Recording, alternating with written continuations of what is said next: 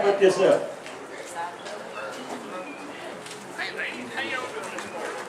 Okay, good morning. How are we doing today? How you like this beautiful weather? How many of you like it being cool? All right, I want your names the first cold day is here. Because I do not like cold weather.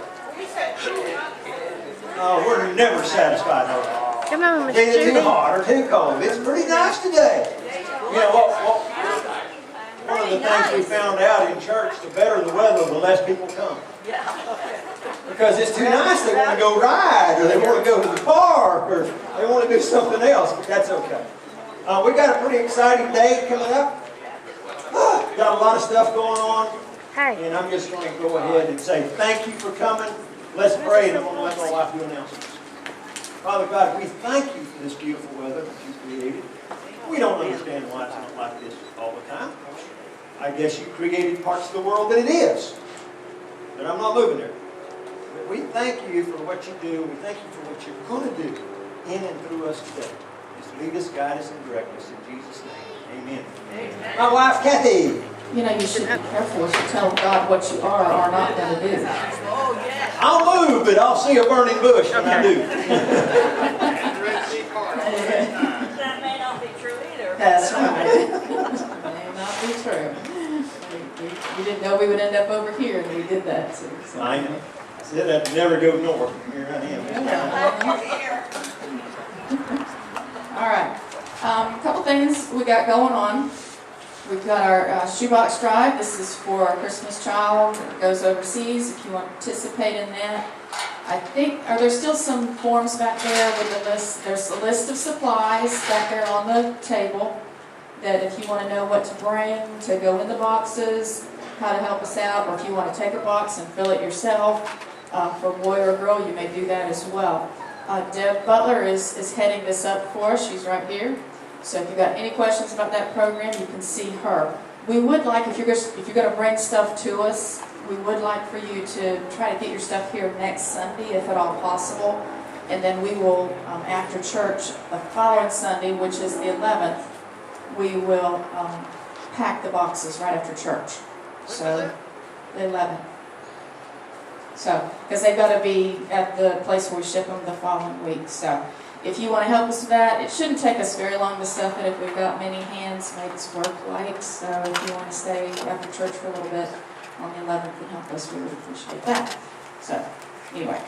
See, Deb, if you've got any other questions. No, this is for children through the Samaritan's Purse, which is a program through the Billy Graham Foundation. It's led by Franklin Graham. And these go, thank you. These are, this goes to children all over the world, and it takes the gospel message to them when it goes. That's part of the thing. It's not just sending them toys. It's about sending them the message as well. So through that program. Good question, though. Thank you. Okay.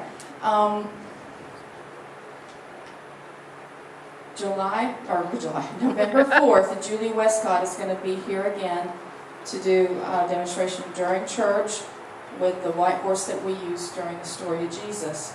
She is also going to stay that afternoon and take appointments for horses if you would like. She's a horse chiropractor, and she will, if you want to sign up for her to do your course, there's a couple slots available after 4 o'clock on the 4th. So you can see me afterwards if you want to sign up for that. It's $125 for the session that she does. And like I said, she's going to demonstrate that on Sunday. Did you want to, you got that look on your face like you got to say something about it? Yeah?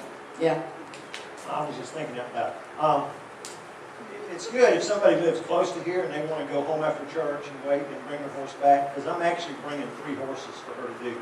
She's going to do 1 after church and then 2 more. We're going to run down to a little cafe, get a hamburger Cuban, and come right back. If anybody wants to stay and just watch her, that'll be fine. It's going to be an afternoon. You can get to know each other. Okay. This Friday night is the Friday night sing for this facility. I don't know who's supposed to be here as far as singers go. I forgot. Okay, but it is somebody Yep. a special. So anyway, if you want to come to that, it's free to come to it. It only requires a donation for the food if you eat a hamburger or hot dog with them. So you can come and enjoy that. Which means we have to take everything down today before we leave. So the round pen needs to come down. It's Mike. Mike's not here. Mike's not here. So where's Harley? Harley's not here. Harley's not here. Okay, Earl, if you would head it up, taking the pen down, it kind of has to come down in a certain way, so everybody, if you'll just kind of follow Earl's lead, because if one wrong move, the whole thing falls. And we're going to put 4 panels right outside this opening here up against the wall, and the rest of them will go in the room over here. All the chairs will need to be stacked. Everything from here up goes up to the front stack. These can all go back here stacked. Anything else about that that you want to talk and say? That's good. That's good. I'm trying to move along fast. Did I get it all? Really nice sing, down, pin down, and the boxes. Okay. Yes. Okay, yes. We need some help. JJ's here, he can help, and maybe one of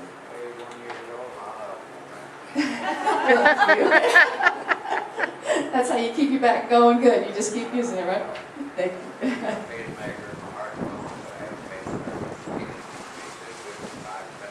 All right, there you go. Praise the Lord.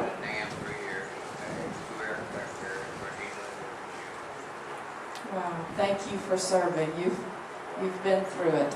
Thank you so much. Yeah.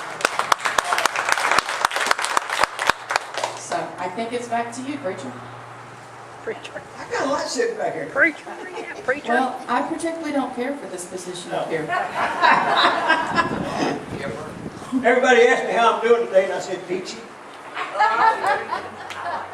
like that shirt. Thank you. Breast cancer, okay? Breast cancer. All right. I got a few things I want to talk about today, and to let all of you know, my wife researches everything, and everything we do today is going to be legal. Okay? Hopefully. Are you sure?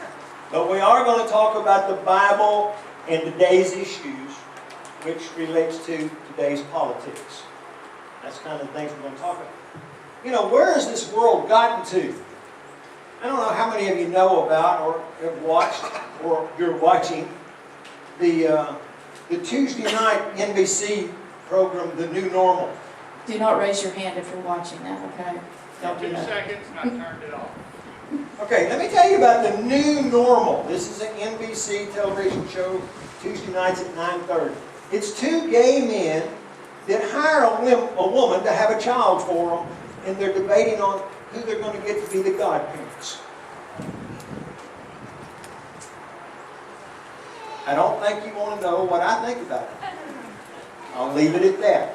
But the problem I want to share with everybody is people. The United States is making this huge shift. And if we don't do something about it, it's going to keep shifting. We got a situation right now. I got this 1.6 billion Muslims in the world. According to the Gallup poll, 7% have been radicalized. Which what that means is 112 million Muslims believe killing Americans is justified.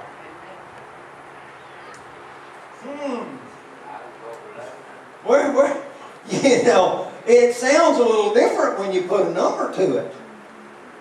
There's all kinds of statistics that show we have these type of people in our government right now. I happen to know for a fact, you'll probably like this, there's a lot of laws on the books that are not enforced. In fact, for those of you who don't know, that's why we're over here. Because they kicked us out of our county. Because you cannot have a church in an agricultural building. And they said, we don't enforce the law unless somebody complains. Well, what I'm telling you, you go complain about this church and we'll probably be kicked out. Go do it. I don't care. That's between you and God. We got to make a stand somewhere. What are we going to stand for? How are we going to let people keep pushing us? I'm involved in Liberty Counsel, which is a group of lawyers, that their whole mission is to support Christians that are being sued. We have a right. In fact, he's telling preachers, talk about politics. When they take you to court, we will be your lawyer for free. We have a right to our voice just as much as everybody else does. So, with that being said, I'm going to turn it back over to Kathy before I get in trouble. Do you want to do the stuff about Israel first, or you want to do this first? What did we say? You're doing that first. I'm doing this first, okay. Yeah, All that's right. how you go get on my paper. Yeah, it is, but that was like an On the hour way and a half over here. ago, and lots of things have happened since then. So, anyway, okay, I have a whole stack of information here. This is information that's out on the web. If you've got access to the internet, you can go out there as well. There are many, many different organizations that have voter guides and information that's out there. We will not tell you who to vote for. We are going to talk about the things of today. Oh, you've got some good. All right, there's some printed off there. That's awesome. I'm going to put all this stuff back here on the table so that you can pick it up after church today and just filter through whatever you want. What I would ask is that for those of you who are in Wednesday night Bible study with us, if you'll just kind of hold back and get your copies on Wednesday, that would be great so that others can get it. Because I didn't copy one for absolutely everybody that might be here today because I didn't know. Because it could be 60 or it could be 80. Did you bring one of these? I have some similar stuff. I don't have, because I don't have the amendments on it or not. That's the one I don't have. Carol But just bought this. How many of these have you got? Okay. yeah, We can get more. We just don't want to waste ink and paper. right. So, And we're not just going to shove it down your throat. But anyway, these are voter guides. It talks about what they oppose, what they're for on different ideas, different policies, things that have been out there that's important to all of us. So you pick up one of these and make your decision prayerfully in what you need to do. I do want to go over a few things just before we get started because you might say, well, why do I need to vote at all? And there's a lot of reasons why you should, and I can't think of any why you shouldn't, unless you're just not informed, and maybe you shouldn't. I don't know. Maybe that would be one, but this information came from ivotevalues.com, and it says, why should Christians vote? It's written by Dwayne Hastings, and I'm not going to read everything on here. I'll have some copies over there if you want to read through it yourself. But he's based it on the Bible. And he says, number one, Christians should vote because Jesus tells us in the Bible to be part of the process, not apart from it. Number two, Christians should vote because our liberties were secured by the blood of our forebears in faith early in our nation's history and have been preserved by the vigilance of brave men and women, just like Mr. Chuck right here, who time and time again have defended our freedoms and probably would do it again, my guess. Number three, Christians should vote because Jesus urged his followers to give back to Caesar the things that are Caesar's. That's in Luke 20. Number four, Christians should vote because Scripture compels us to voice our biblically derived convictions in the ballot box as well as through the mailbox and on top of the soap box. Number five, you won't hear that very often, will you? Stand up, Christians. Yeah. Number five, Christians should vote because the innocent, the indigent, and the unborn need a defender. Number six, Christians should vote because as we exercise our civic right, we have the opportunity to advocate policy positions that signal our faith in the providential care of God. And finally, number seven, and there's probably many more, but this is all that he put on here. Christians should vote because as we involve ourselves in the electoral and public policy process, we pray for our leaders. And that's really where we need to be at. Praying for our leaders because they got an awesome job that most of us don't want. But we're real quick to criticize what they're doing. And all I can say is if you haven't been praying for them, you probably shouldn't be criticizing them. It's just my personal little thought there. I've got that about... Okay. Pretty fast. You think you got something to say today, huh? Well, all right then. I got this copies over there as well. This is a copy of an email that was sent to Skipper by the Liberty Council Action Group, and it is a quote from Billy Graham. Now, he is 94 years old, and he just wrote this. And has always stayed clear of politics. I always did, until now. Yeah. It says, yesterday we received a special message from Dr. Billy Graham that I want to share with you today. This was on Friday, October 19th. The legacy we leave behind for our children, grandchildren, and this great nation is crucial. As I approach my 94th birthday, I realize that this could be my last. I believe it is vitally important that we cast our ballots for candidates who base their decisions on biblical principles and support the nation of Israel.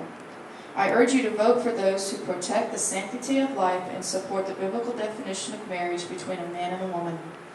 Vote for biblical values this November 6th and pray with me that America will remain one nation under God. Signed, Billy Graham. That was in today's paper, full page ad. Put it in several That's what different they pages. said they were Yeah, doing. you take these two. And all of this information is going to be laid out on the back table, so after church, okay, you feel free to look through it and take whatever you want. Like I say, people that's in our Wednesday night Bible studies, if you'll just wait, we'll supply them on Wednesday nights to make sure everybody else has got a copy.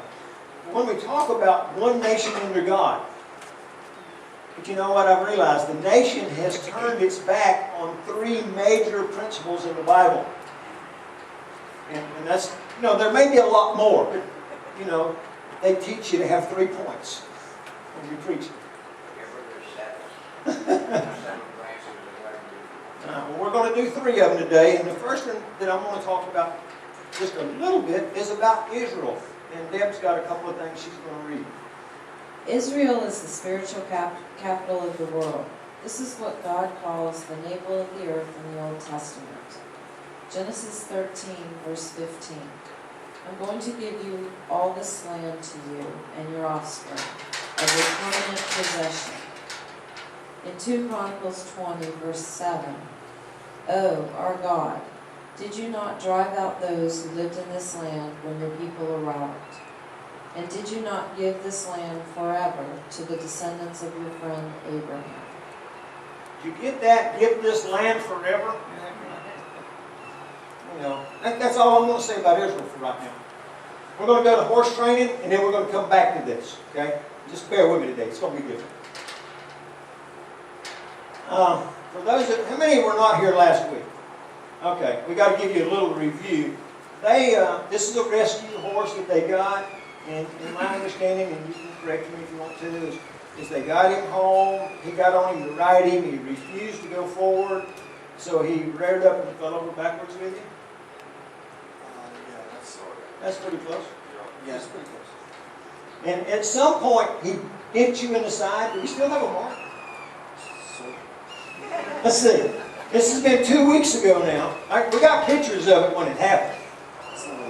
Oh, yeah, that's going to leave a scar there. Oh, for a guy, that's just a badge of honor. You know, that's why the brown thing is on his head. It's called a cavesson, Arloa, in the blue sweater. Anything you would ever like made out of nylon, she can. The nose piece is a buckle like a belt. And what you do is you put it down and you pull it tight where they cannot open their mouth wide. Now, he can still open his mouth and pinch you, but it ain't going to be open his mouth and really bite you hard. This is only the second horse I've ever put one on. And we had good results with the other horse, and I'm expecting the same thing here. So he had trouble moving it forward. So last week I put a tarp in here and a pallet with boards on.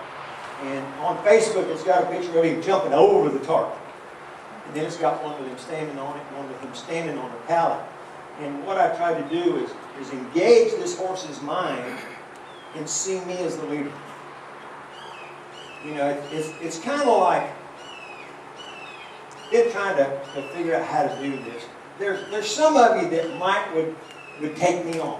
You know, he's no crippled cowboy. I can whip him. But if I'm standing between John and this cage fighter, they're my buddies. Now how many is going to take me on? You know what I mean? Yeah.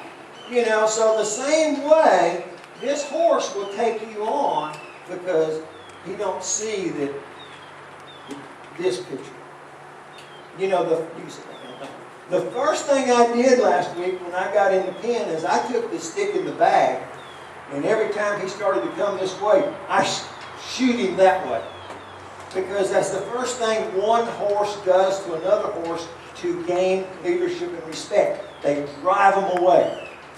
Now, I know all of you Flint Anderson fans don't ever want your horse to turn his butt to you. But for all of you Chris Cox fans, it's called blocking the eye. I want that horse to know I control your eye. I will push on your eye and you move away from me. And when you have that, the horse can't bite you if he's not close to you. And it builds respect in the horse's mind. What we try to do all the time is love them into obedience. And it's something that you can add to your prayer list. TK's got a lady named Karen that boards at the same stable she does. Her horse ran away yesterday and it fractured vertebrae number 6. You know, because she loves on her horse all the time. You have to have love, respect, and leadership. Now, if you're a Pat Pirelli fan, it's called love, language, and leadership. I don't care what you call it. But you've got to have their focus on you, and you've got to be the most important thing in the world. If not, something else can be more important. Same way with us and God. If God's not the most important thing, then we struggle with life. I mean, how many times, every one of us is falling into this category at some time. When we get our focus off of God, we see the problems of the world. Oh my goodness, this election. Oh my goodness, I might lose my job. Oh my goodness, oh my goodness. But when we're focused on God and believe in His ultimate power for our lives, we say, you know what, if I lose that job, He's got a better one in store. Or if I lose that one, somebody's going to take care of it. You know, when we lose our focus off of God, there's turmoil in our life. And the same way with a horse. When a horse is not focused on us, he has an idle mind, and everybody knows an idle mind will get you in trouble. So, we had the horse doing really well last week, and I sent you home with some homework, and what did you accomplish? You got to hold it up a little closer. I was able to do everything. First day he didn't want to do it as much, and Okay. second day was okay, third day. How many times have you voted? Once. Once. And how did you do then? He did okay, tapping him up. He tried to hit me a couple times. You did okay tapping him up and tried to bite him a couple of times. It wasn't bad. It wasn't bad. I got him to finally back off eventually, but it was getting over that whole deal of he didn't want to do it. This morning he tried again. This morning he tried to bite you again. Yeah. Tried to hit me a couple Okay. times. All right. You show me what you've accomplished this week, and I might critique a little bit of it. You know, to show you a little better way to do it. Okay. Get the horse. What I want to do, and this is my statement. I want to teach horses to understand people. I want to teach people to speak a language horses can understand. There's so many times, I mean, I've been doing horses every Sunday for over 5 years now, and people will say, well, I do everything you do. And I go watch them, and no, they're not doing everything I do. They're doing part of what I do, but they're always leaving something else off. And sometimes it's just where your left hand is at. I went to a lady's house one day, she said, I cannot get my horse to back up. And I took the lead rope, and I just did like this. And this horse just backed up. Great. I handed the horse to her, and she took it and did like this. I said, you got to use both hands. Is he biting him only when he tries to saddle him, or is he trying to bite him every chance he gets? The one time he did bite me was actually when we got done with everything. I was walking him back out the pasture, but when I was trying to saddle him, he was trying to hit me the past couple of days. We're going to address that. But what I'm saying is, where my left hand was, it was not on the lead rope. Made all the difference in the world of this horse backing up. Because it was coming from both sides. I was directing his whole body, go backwards. When you just shake one side, there's no direction. So I helped the horse understand that the person didn't understand exactly what I was doing. So anyhow, now you get to go show us how you've been flexing and lowering his head and doing all these things. And she's not going to read them.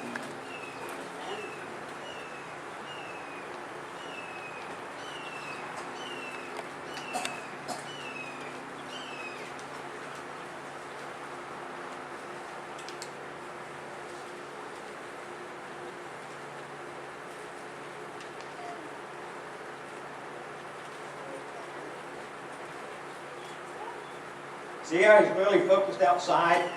Not really. You know, you're the biggest and you're the strongest, but you ain't the leader. You know, it's according to me. You're not bigger or stronger than the horse. All right, let's see you stop and just flex it from the ground a little bit.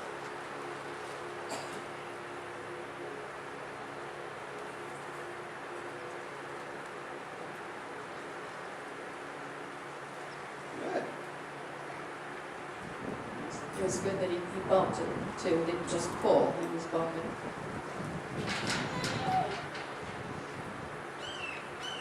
Just a guess, how many times would you say you've done that? Yeah. I don't mean how many days. If you added all the days together, is it 20 times? About 50 times? Okay. One of the things that I noticed right there I really like is he held it there. And the horse didn't argue with him. All of you people that's got these horses that are flexing freaks,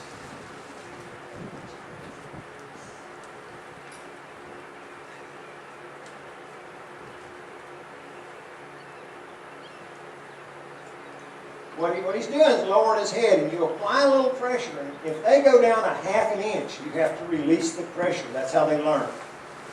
You can't just keep adding pressure to it. You just make them uncomfortable until they do the right thing, and then you make them comfortable. So those two things was good. It's real good. Turn around so we can see the front view instead of the rear view. You know, I never liked trail riding. If I trail ride, I'm in the front. Because if you ain't in the front, the view never changes.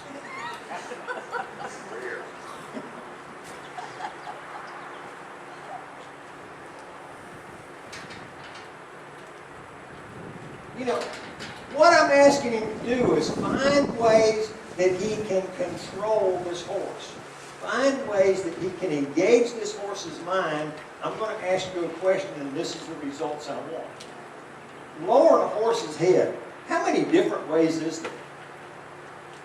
As many as you've got imagination. I mean, the new thing right now is to teach a horse to lower his head with your spurs. When you squeeze him, he lowers his head. That's the new thing. I'm not into it, but that's the new thing. But you can do it with your hand. You know, you could actually, you know, that's the best place to start out, right there behind the ears. But once they get real good at it, you can move your hand back 6 inches and do it there for a couple of weeks. You can move it back 6 inches and do it there. Pretty soon you can be riding him to squeeze his neck, and you say, okay, I know what that means. Because all it is teaching them to listen to you and be under your control. That's what we're after. You can also take the lead rope about where the snap is and just gently pull down. Okay. Every time he gives, you drop. Just turn it loose. Because people can't see you giving it back to them. You know, we can't give it back as fast as we can open our fingers. You know, I like to pull down. When he comes down, just turn it loose. Pull down, turn it loose. Then you get where you can throw a lead rope over his neck and pull down on the lead rope. For you ladies that's got tall horses, you throw the lead, you teach them this. Now you got to go through the steps, but you teach them, throw the rope over their neck, pull their head down, and you put the halter on down here. You know, in a lot of my demonstrations, I get on my knees and put the halter on and take it off. Because I can lower their head however I want to. It's just another means of control. So, you did very well. How about hands?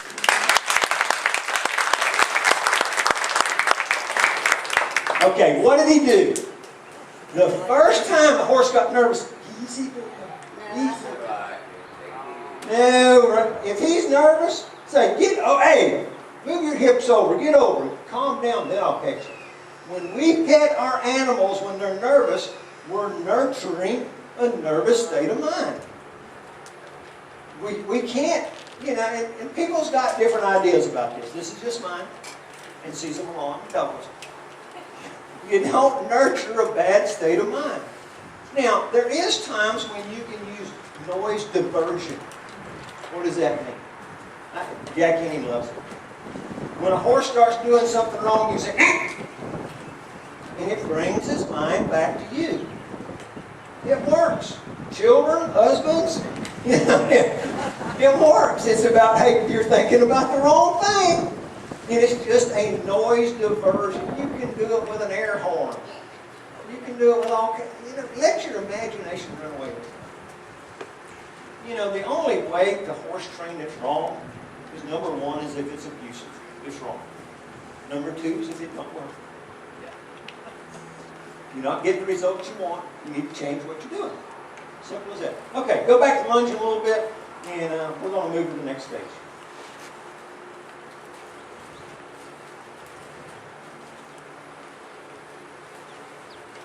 What happens if you put a little excitement in the lunge? Okay, let's see it. Keep him a little more rope. He can't bite you if he's further away from you.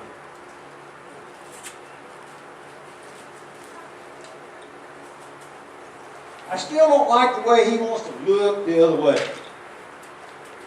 I like the way he's holding his stick there. He brings it back down when he gets the response he's looking for. He's not holding a constant pressure on the horse. All right, yield him and stop him. I got one other thing I want you to try. Trade sticks, just testing him.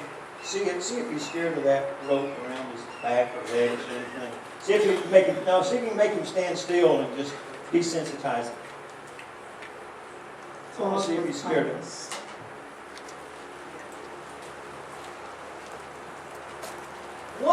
One of the things very few people, I guess the best way to word it is the way Clint Anderson says it. To be a trainer, you need to be half man and half woman. You need to have that kind, gentle side that just wants to pedal. And you've got to have that energy side that makes them want to go. And normally, people are one or the other. Now, you can tell Peter here's got a lot of energy, and his horses pick up on it a lot. Horses are very hard for him to catch because he comes with all this energy. So, I'm going to spend some time in the weeks coming to try to help him learn to contain his energy to where it don't show. We can have it, but they can't see it. I like to use the illustration of a Navy SEAL or an airborne ranger. They are highly trained. But you can take pliers and pull their fingernails out and they won't blink because they control their emotions. And that's what we need to do as a trainer, is learn how to control our emotions, whether we're happy with it or, low energy or high energy. All right, just step back away from me a step or two. You got him following you?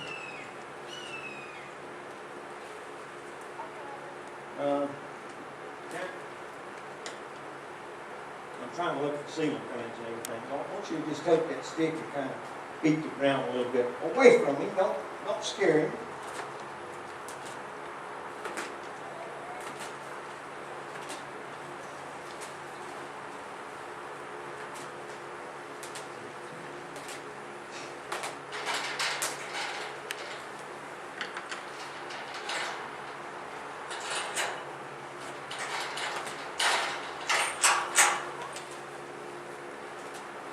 That's good. He keeps bringing his focus back to him. Okay, wait, there's a good point. Here's what I want to show you. I can show you better than I can tell you. When you're doing this and the horse moves away from you, what we want to do is bring him back. What I want to do, you might want to get in the corner. Get in the corner, Cage Fighter. What I want to do is for him to understand it ain't going to go away until he stands still. got to make this choice. Now, I'm not looking at him. My pressure, I'm not going to let him lunge around me. I'm going to bump him back.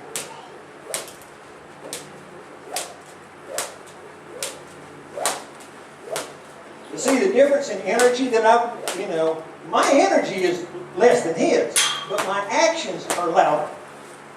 You see that hit there, buddy?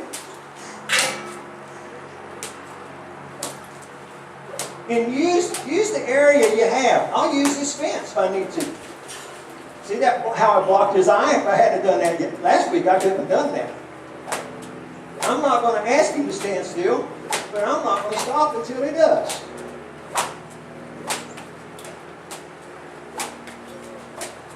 Oh, here's all that nervousness. This is probably where he might want to bite you. Oh, he's standing still. Stop.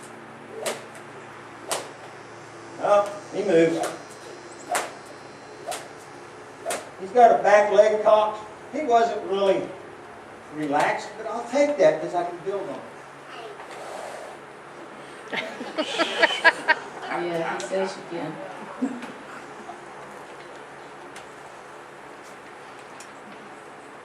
If we don't take our horses up here, they don't know what to do when they get there. You know, as a trainer, one of the things that I really like to do as part of my training is people try to keep their horses calm. And then when they get excited, we don't know how to bring them back down. I want to get my horses excited and teach them, come back down. I want to teach them, the only way you're going to find peace is when you stand still and look at it. You know, that's the only way we're going to find peace with God. Is we be still, look at Him, seek His kingdom, His will.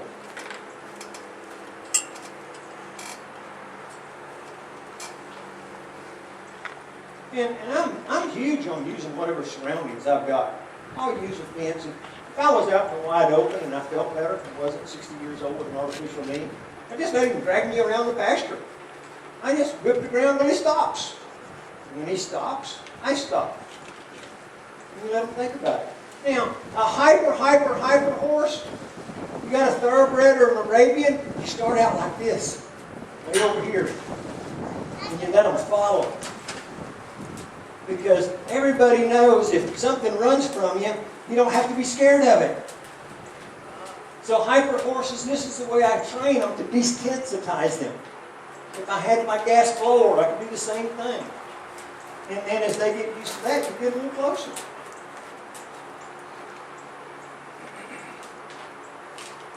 As they get used to that, you get closer. And I'm not making eye contact with him. I'm not going to just let him run around me. You can move your feet. It's just going to follow you.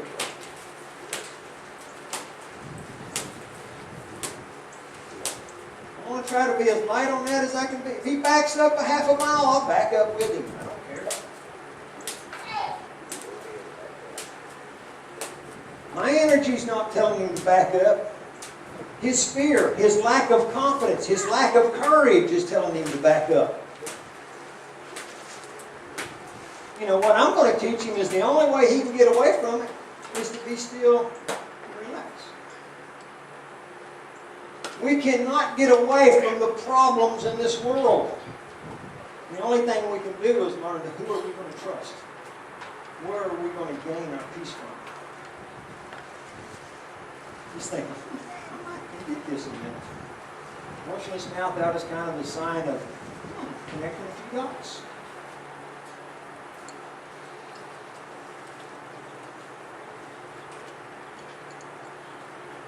And what you want to be able to get to is to do this on both sides. And you will do it on both sides too. When you can do this without a halter on him, you've done something. You've taught him, don't move, because I haven't told you to move. Most people try to make their horse be still. I don't. I just don't tell them to move. You put a car in park, it stays in park until you take it out of park. When I put a horse in park, I plan on him staying there until I tell him to move. whatever part of the body I choose to.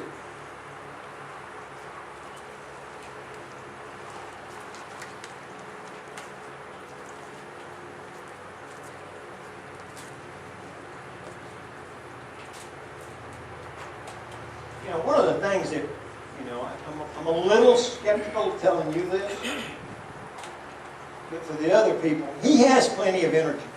Some of you don't have enough energy. You're here, easy baby. And I'm like, how much can you stand? Good job. If he leads too close to me, get back. I can make him lead as far back there as I want him to lead behind me.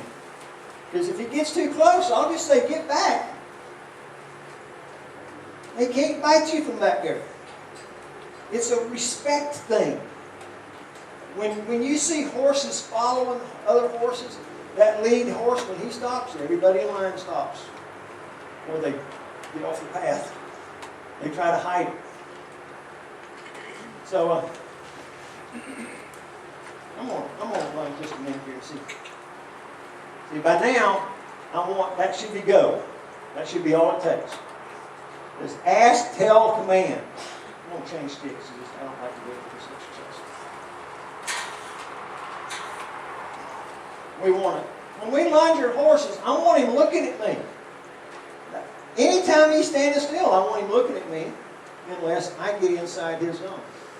Inside his zone means when I'm in here, you stand still and you don't worry about it. When I get outside that zone, you better start looking at me again. You move your body to look at me. When I look at those hips need to be going somewhere. That's horse language. They understand it. So in the training process, it's ask, tell, and command. I'm going to ask with the lead rope point. Tell as I'm going to flop. Command as I'm going to take the stick and apply pressure to his neck. Ask, tell. I'm not hitting him hard. I'm just going to hit him consistent until he goes that way. When he goes that way, all the pressure will go up. There you go. All the pressure will go up. If you don't apply that pressure, they will never go when you just pull it gently. What we want to get to, the horses that you really work with this, mine, when I'm getting ready to do a demonstration, if I point low, they walk. If I point medium, they trot. If I point up in the air with energy, they're gone. They can read that, but they will never read it if we don't ask more of it.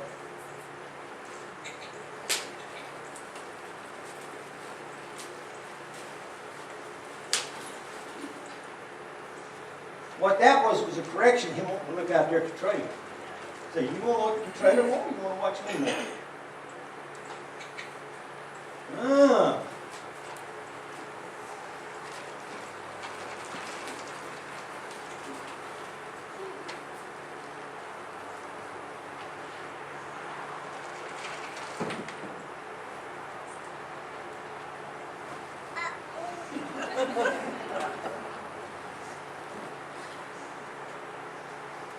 You don't want them.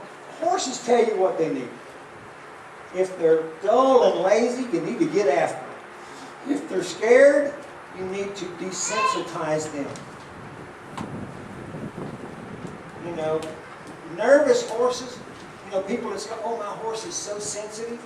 Well, you can leave him sensitive all his life, or you can teach him, you don't have to be scared if I'm doing this. Oh, I don't have that stick on the hook.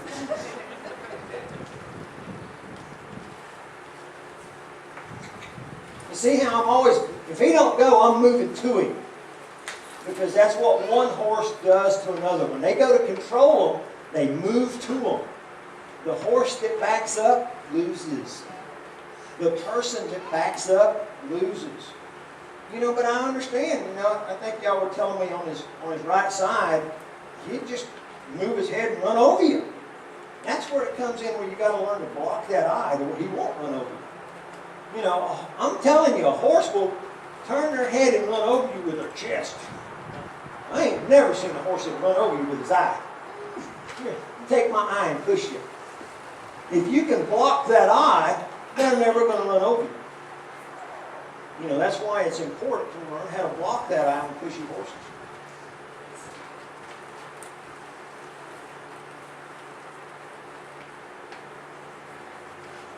Let's go ahead and bring my bit that's right there.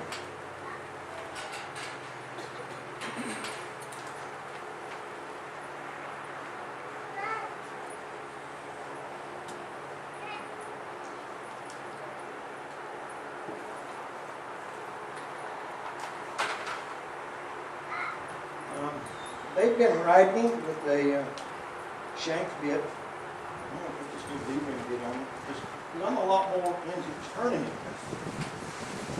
than I am anything else. You know, I want to stay, if I'm bridling, I want to stay in this area here. It's like if you drew a line out from his leg and you drew a line straight, I want to stand in the middle of that. I want to bring his head to me. Whenever I've never had a bit on a horse, I always make it bigger than I think it'll be because it's easier to put on. And then I'll adjust it to fit. The fitting is not 3 wrinkles in his mouth like they used to teach. You actually want no wrinkles. You want it just snug up in the corner of the mouth.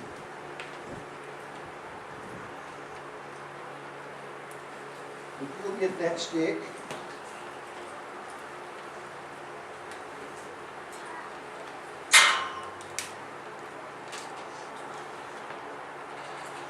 and you might want to go find a corner.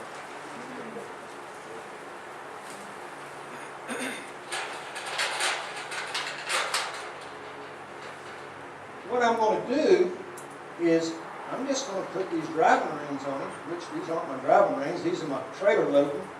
And while I'm thinking about that, a couple of weeks ago, Keith was going to bring a horse for me to use and he couldn't load it. So he brought a different horse. Well, Keith only lives a little way down the road, so next Sunday he's going to lead his horse down here and then bring his trailer, and I'm going to show you 4 different ways to load a horse.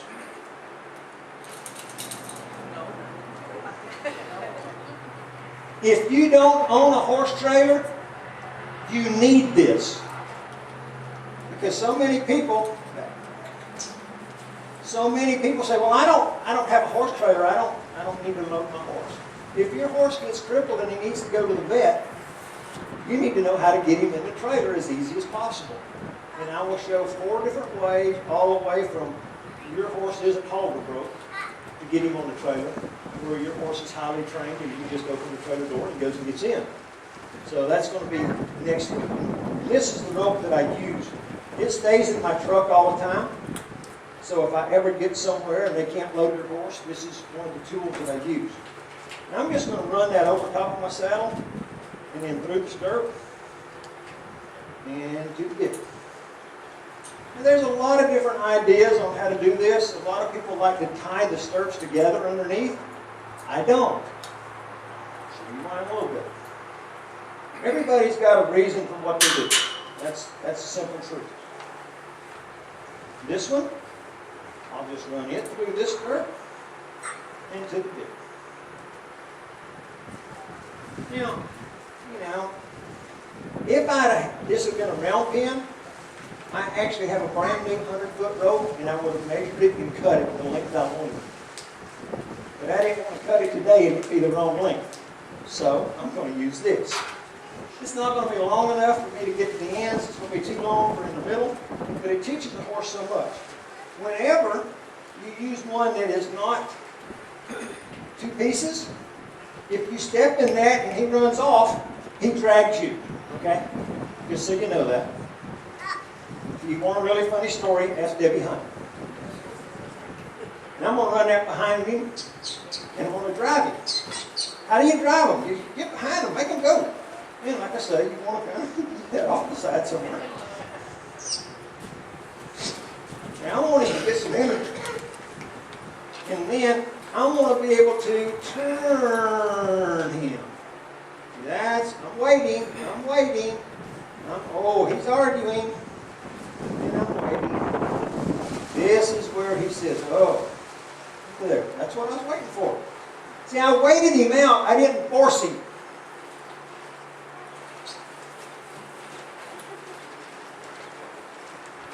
Now see, if I had a bigger pin, I could be in the middle and have my rope like this and be able to say. This teaches a horse a lot. Teaches them to have stuff under their tail, ropes around their legs.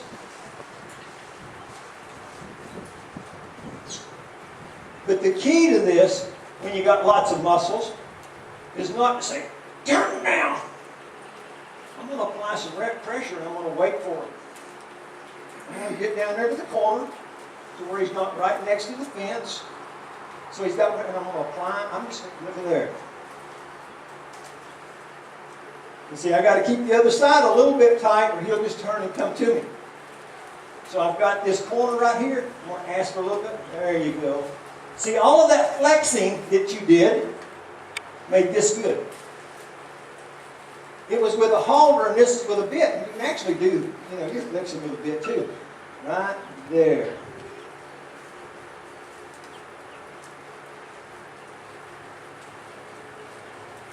And if they go too fast, you just shut them down. If he wanted to take off, I just shut him down. When I say shut him down, what am I talking about? You just stop one side. If you want to shut him down, you stop one side. It's kind of like somebody said, your left brake light ain't working. I said, if the right side stops, the left side does too. If you stop one side of a horse, he stops. This makes riding easy when you get on. They'll give you their nose and turn around. They can't run away with you. Now his problem is he don't want to go.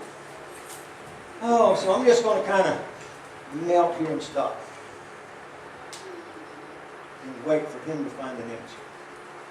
I'm not pulling on him. I'm holding my hand still just like he's tied to a tree. Now he's got to figure out what to do. He's guessing.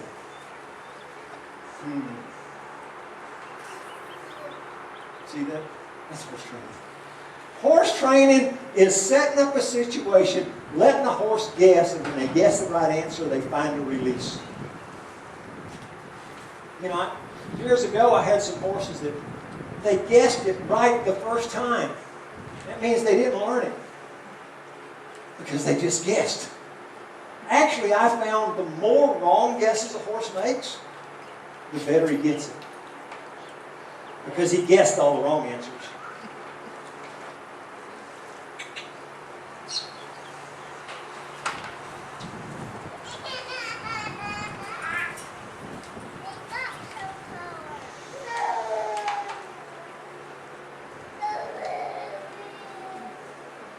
So much do people stopping their horses. Really, the ideal way to explain stopping your horse is think about, I'm riding. I just stopped riding. And I didn't find him. If he wants more pressure released, he'll back up to get it.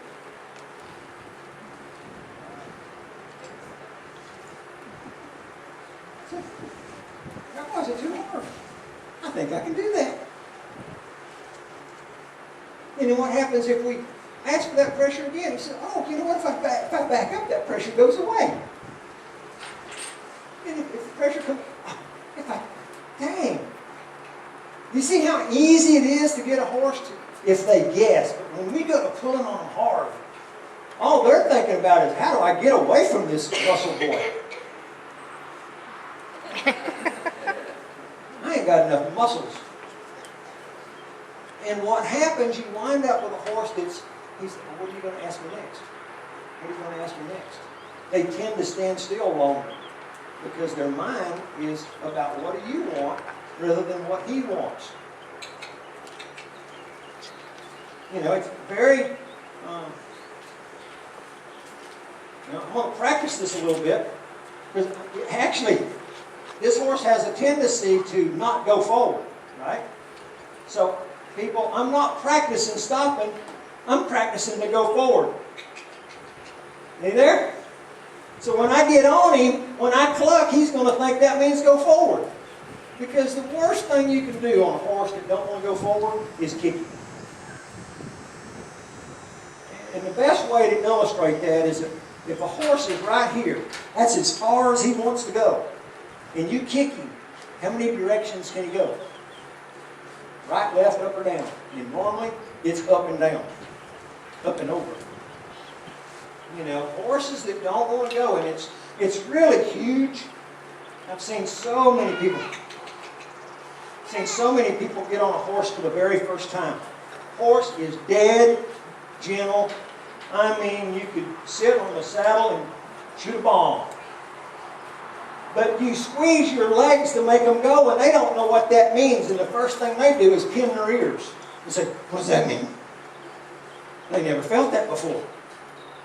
So when you first start teaching them, you want them to go with a cluck, a smooch, whatever word you want to use. Right here, if I want to say "go" and add energy, pretty soon he will associate "go" with energy. Words don't matter. You can teach them in Spanish or German or whatever you want to do. You know, I normally don't use words. No. I just waited for him. I didn't add any more pressure. I didn't get any more impatient. I just waited for him to find the correct answer. What you think?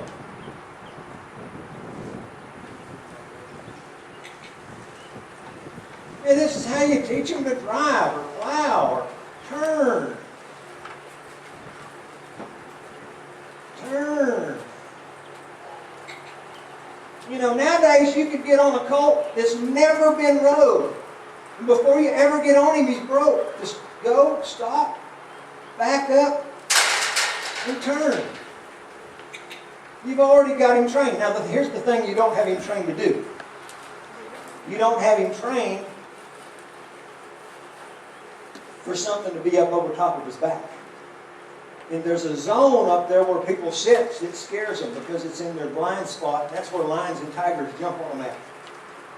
So what I did, it's kind of funny because the very first time I learned how to train a horse through driving before I ever got on him, I thought, man, this is it.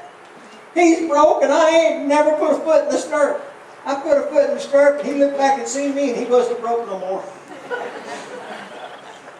So, I got me a dummy and I put on the saddle. Actually, it was just a piece of fiberglass with a Walmart bag on it, but he thought it was just as bad as any human. And I did the same thing with that taped to my saddle horn. So he could see and hear something up over his back. The reason I don't tie my stirrups underneath is if I ever get in trouble, I can do that and make him look at me or tie himself up in a knot. If I had two different reins, it would be different. You know, oh my goodness, he's tangled up. What are we going to do now?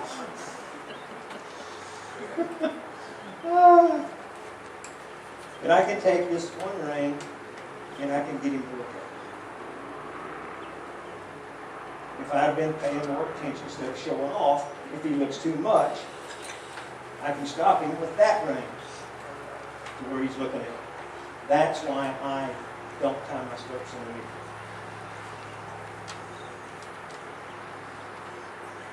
And I have taken zip ties. What's those little plastic clips? People clip their keys on and stuff. I've actually zip tied those to my stirrups. And then when I got here, all I had to do was clip my rope into it. Made out of plastic. If anything goes wrong, it breaks. You know, that was a safety valve that I used. And I was just trying to be a little more careful. Actually, I was trying to be lazy. I could snap that on a whole lot faster than I could do what I'm doing. Running 100-foot rope through it. Doesn't it also help get used to something kind of banging on their side as well? Absolutely. Just something else to desensitize them with. On the outside.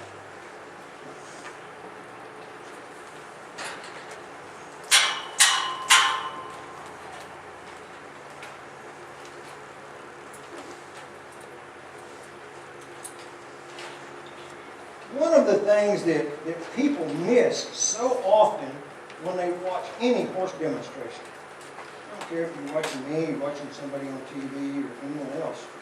Normally, there is a sequence to the things they're doing. I didn't come here today and just get on it. I did all these other things first. I want to check. I want to make sure if I kind of pull back, he's going to turn. A horse can't rear up if he's turning.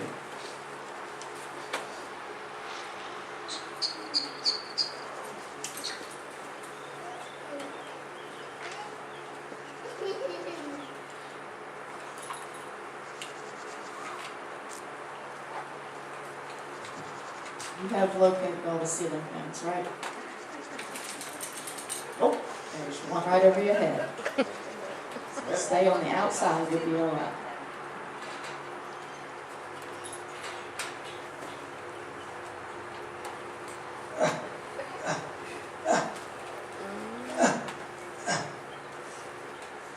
Just check and see if he stands still.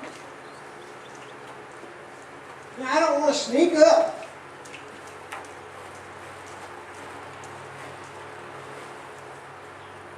I want my horses to be calm and relaxed when the world is falling apart. And if I thought he was going to buck, let's move around.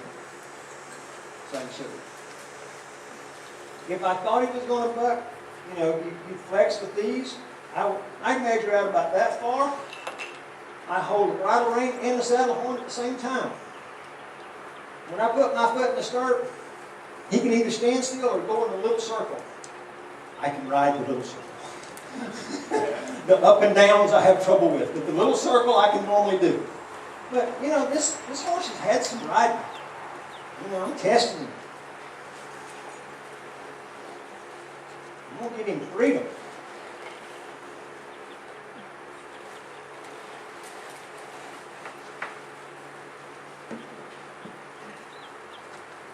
Yeah, it was a correction for the step he took.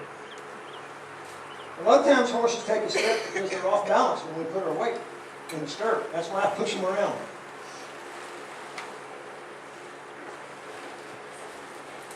If he moves, I'm just going to copy him up there and relax. I'm going to guess one of the things that JP has trouble with is the relaxing part. And he was just getting all his feet up underneath it. I wish he had longer legs.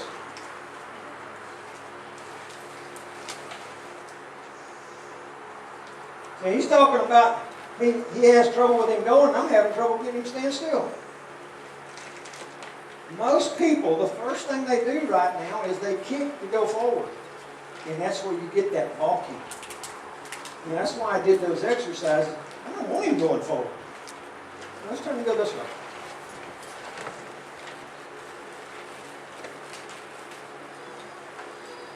And if they get somewhere where they balk, you know, let's turn and go this way. You know, you've already established the fact that you can get their nose. Let's go this way. You know, if they really get to balking, the thing that, you know, the step I would go next is I want to teach them to move that hind quarters. Move that hind quarters over. Like that. When he balks, the hind quarters is what you want to move.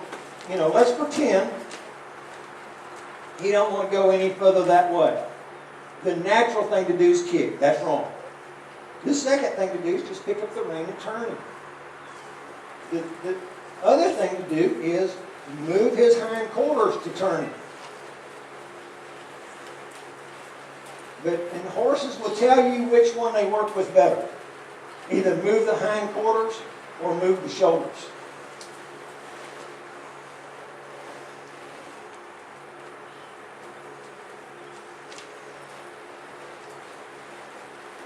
And it's asked a lot of questions.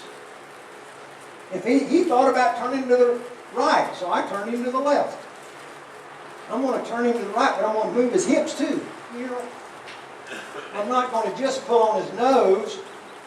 I'm going to get here and move his hips. Get over there, hips. So, here's your homework. And you're fixing to get on him and ride him. If your horse is balking and it does not want to go forward. Now, there's a difference between your teaching an obstacle. Maybe it's water. We're not talking about that.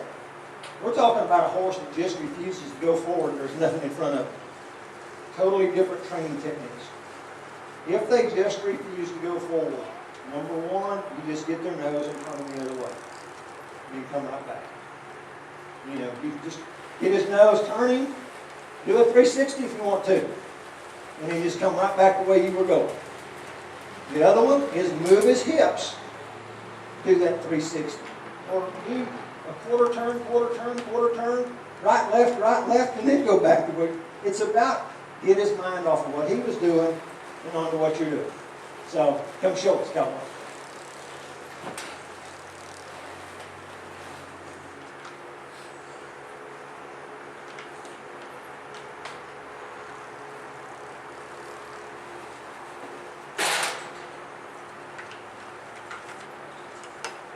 Okay.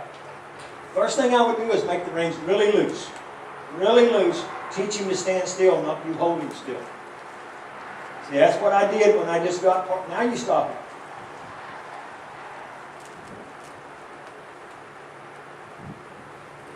Get ready to stop him. You know, you got to be ready to stop him if he moves. Now just sit there for a little bit. Now stop him. There you go.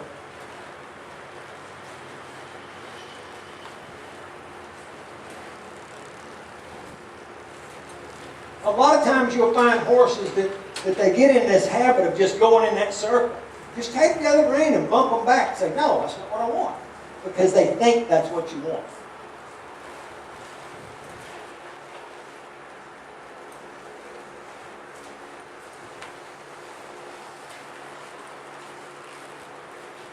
I'm in one corner. Where do you go to? Not where I'm at. He likes me. Try to give him loose reins when you're just riding. You know, people, it's really hard because I know 1 week I say this and 1 week I say that. You want to give them some freedom, but if you're training, then you want to gather them reins up real short so you can move his hips and shoulders and ribs. We're not doing that. We're just trying to get him to go. You know, I don't like pulling your hand back here. You ain't got no control there. You want to keep your hand needs to stay in front of your belt buckle. You want to keep them as close together as you can because one day you want to ride with one hand and rope. If you're practicing out here, it's hard for your horse to understand when you go to one-handed.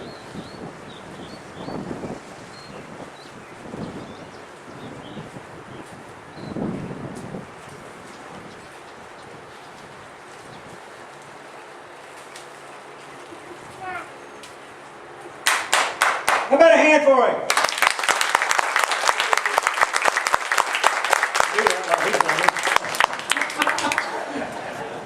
You got any questions?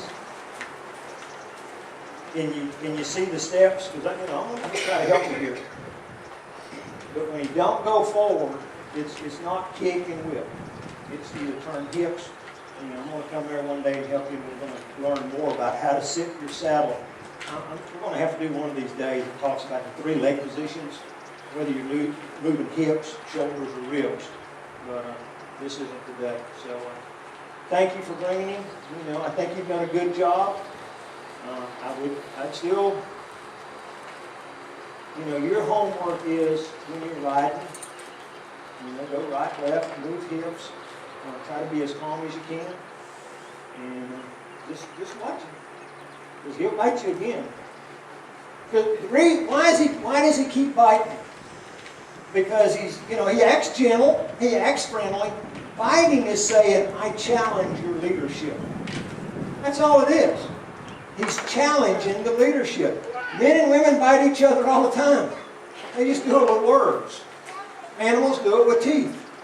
And that's why it's so easy for me to step in on a horse and I establish that leadership. And, he gets close to me, I tell him to get back. So he's not thinking about biting, he's thinking about, the leadership. Where in your point, he don't like what you're doing, he don't like you being the boss, so he's challenging your leadership.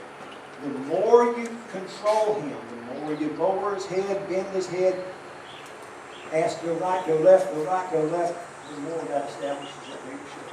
And the bite will just go away.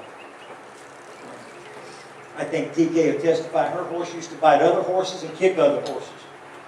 And people, that's a problem.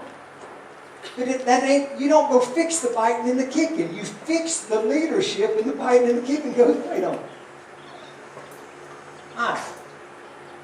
Dismount, you're done. I'm ready to talk politics. Actually, I'm not going to talk politics. I'm going to talk about the Bible.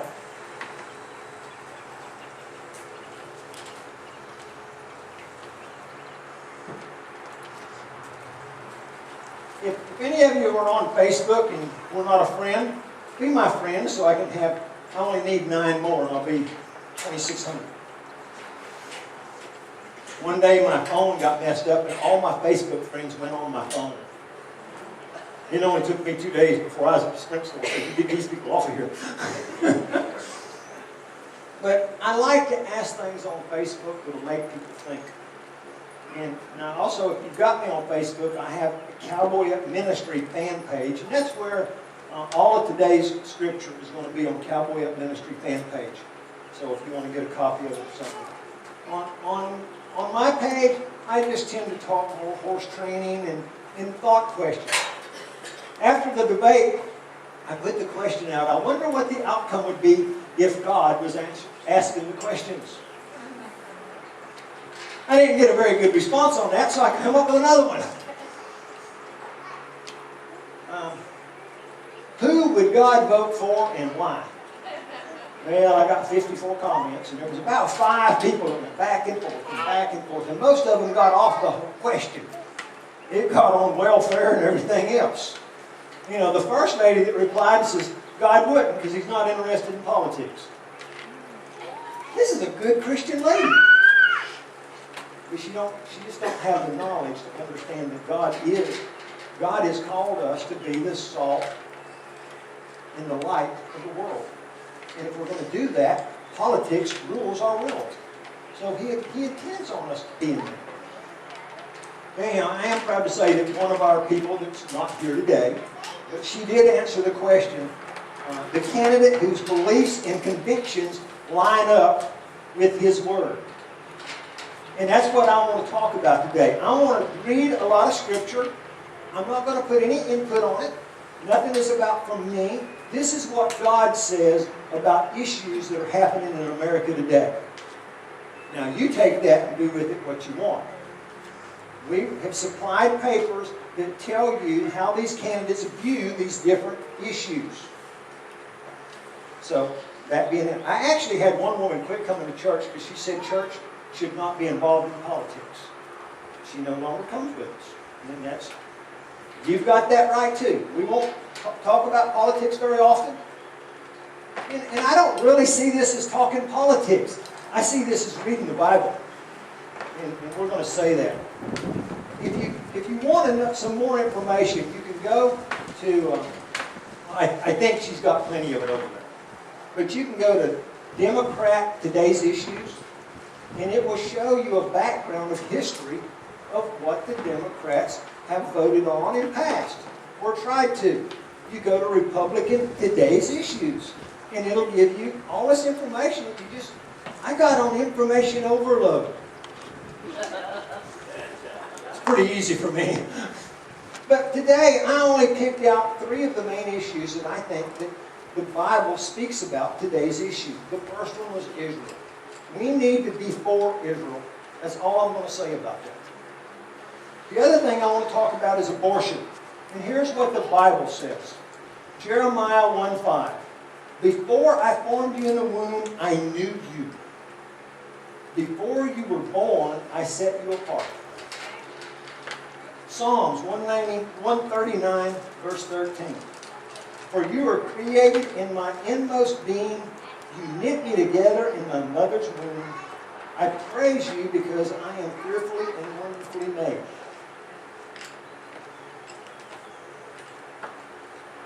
You'll probably want to remember this one. It's Exodus 21:22. If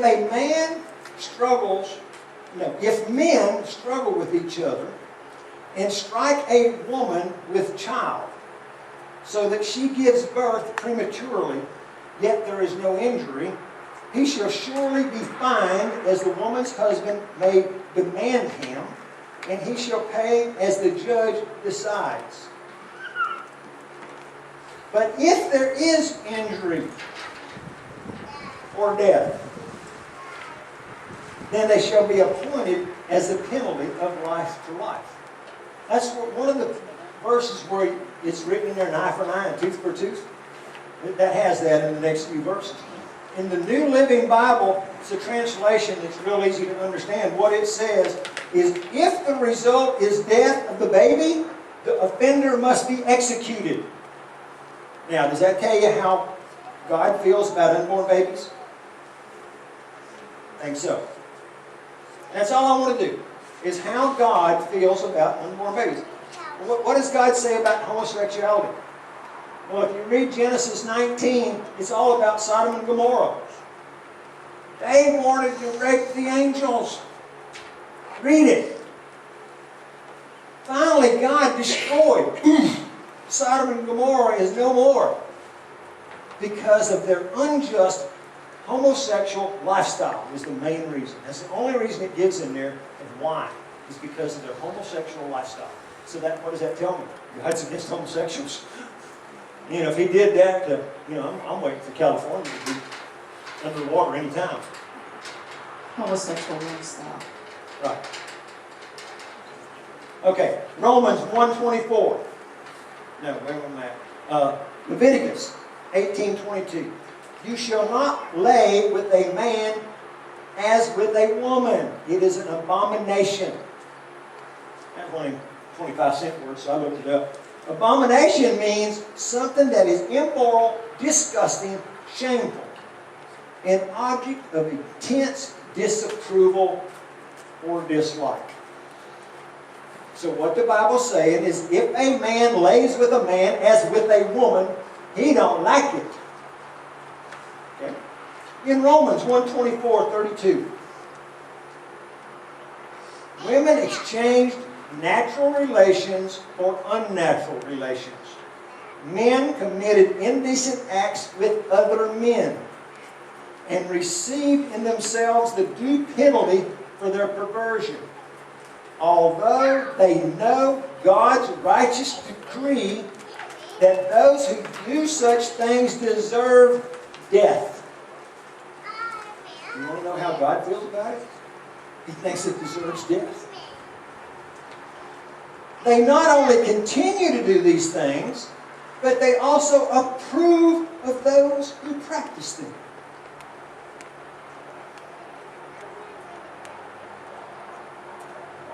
If anybody wants my personal viewpoint, you call me at home. I'll tell you. I really want to give it to you now, but I won't. Yeah. There was a newspaper article in our local newspaper where a person wrote in, anybody can write a letter to the newspaper, and it actually says Christians should leave the Democratic Party. And that's just what he says, because it's turning into an ungodly nation. If we don't vote for godly people, we will have an ungodly nation. If we vote for godly people, it will turn more to godly values. They would have never dreamt 50 years ago of taking the 10 Commandments out of the courthouse. They have today. And it's because of who we put in office set judges up with the same thinking that they have. That's what's important. It ain't just about who they are, it's who they put in effect as judges. In fact, the judges in California have passed a new law that goes in effect January 1. If anyone wants to go to counseling because they're struggling with same-sex attractions, the only thing the counselor is allowed to tell them is that's natural for you and it's okay. The counselors can no longer turn them to a biblical view about same-sex attraction. That's what the world's going to. It's going to have laws in place that says this is against the law. So your Christian counselors can be put in jail. Preachers can be put in jail because they want to shut up the Word of God. That wasn't in my notes. Let me go on. With all that being said, you know, I don't know how many weeks ago it's been now. It's been a while back. We got one table at the restaurant that I go to. I eat there probably 3 mornings out of the week. If I'm home, it's 5 mornings. I eat there so much the waitress brings me my jar of guava jelly with my name on it. She knows what I want. You know, I eat there a lot. It's like I eat there more than I eat at home. But we were sitting at this table. They got a sign up there. It says BS table. When I'm there, it stands for Bible study. Sometimes. But anyhow, there's 6 of us sitting at the table, and I actually had another appointment to go to. And the guy sitting beside me, and believe this or not, when I get to this restaurant, I do very little talking. I know that's hard to believe, but I listen. You know, there's no sense in me getting into their mess. But the guy sitting beside me says, "You can't be a Democrat and go to heaven." That's the response I gave. "Lord, why now? You know, I've still got to eat breakfast and I've got an appointment." So I ate my breakfast. And I know these guys. I said, "I got a question to ask you. How do you go to hell?" I said, "Seriously, what do you have to do to go to hell?"